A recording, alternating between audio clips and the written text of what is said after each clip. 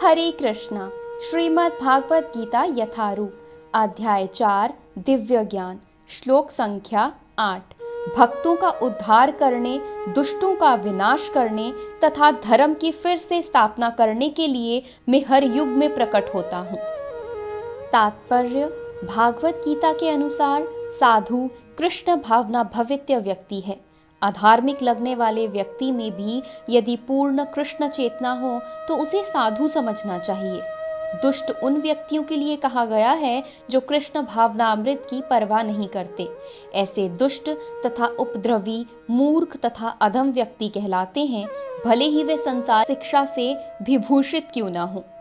इसके विपरीत यदि कोई 100% कृष्ण भावनामृत में लगा रहता है तो वह विद्वान या सुसंस्कृत ना भी हो, फिर भी वह साधु माना जाता है। जहाँ तक कि अनीश्वरवादियों का प्रश्न है, भगवान के लिए आवश्यक नहीं कि वे इनके विनाश के लिए उस रूप में अवतरित हों जिस रूप में वे रावण तथा कंस का वध करने के लिए हुए थे। भगवान के लिए ऐसे अनेक अनुचर हैं जो असुरों का संहार करने में सक्षम हैं, किंतु भगवान तो अपने उन निष्काम भक्तों को तुष्ट करने के लिए विशेष रूप से अवतार लेते हैं जो असुरों द्वारा निरंतर तंग किए जाते हैं। असुर भक्त को तंग करता है, भले ही वे उसका सगा संबंधी क्यों न हो। यद्यपि प्रहलाद महाराज हिरण्याकश्यपु के पुत्र थे, किंतु तो भी वे अपने पिता द्वारा उत्पीड़ित थे। इसी प्रकार कृष्ण की माता देवकी यद्यपि कंस की बहन थी, किंतु उन्हें तथा उनके पति वसुदेव को इसलिए दंडित किया गया था क्योंकि उनसे कृष्ण को जन्म लेना था। अंततः भगवान कृष्ण मुख्यतः देवकी के उद्धार के लिए प्रकट हुए थे, कंस को मारने के लिए नहीं, किंतु ये दोनों कार्य एक साथ संपन्न हो गए। अंततः ये कहा जाता है कि भक्तों का उद्धार करने तथा दुष्ट असुरों का संहार करने के लिए विभिन्न अवतार लेते हैं।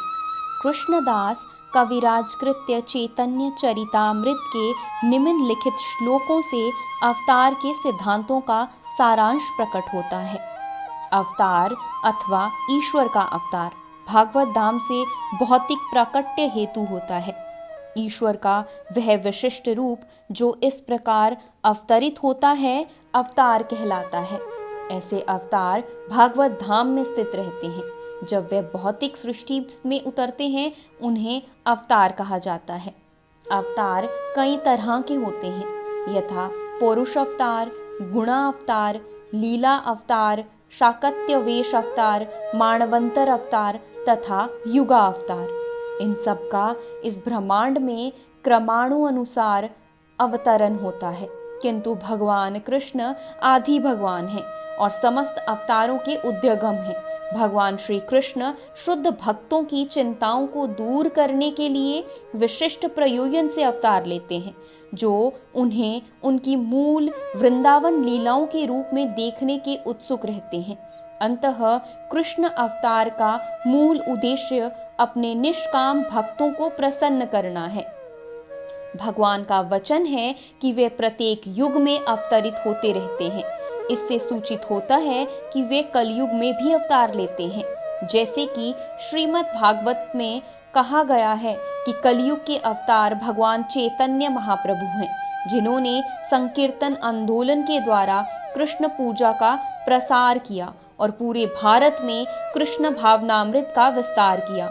उन्होंने ये भविष्यवाणी की कि संकीर्तन की यह संस्कृति सारे विश्व के नगर नगर तथा ग्राम ग्राम में फैलेगी।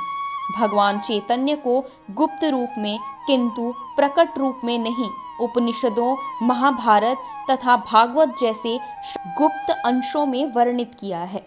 भगवान कृष्ण के भक्तगण भगवान चैतन्य के संकीर्तन आंदोलन द्वारा अत्यधिक आकर्षित रहते हैं। भगवान का यह अवतार दुष्टों का विनाश नहीं करता, अपितु अपनी अहेतु की कृपा से उनका उद्धार करता है। हरे कृष्णा।